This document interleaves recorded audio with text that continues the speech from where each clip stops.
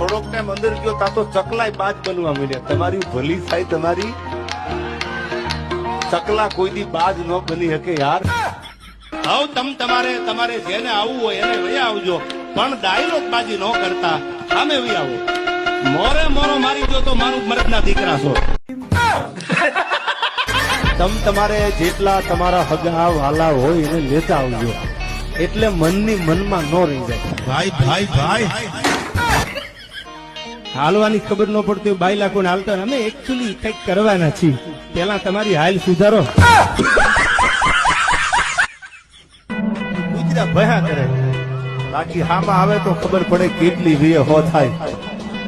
અને એક બાપના હોય સામે આવી બોલે યાર, ઓરિજિનલ હોય, તેની માથે આમ લોગા લાગી ગયેલા હોય.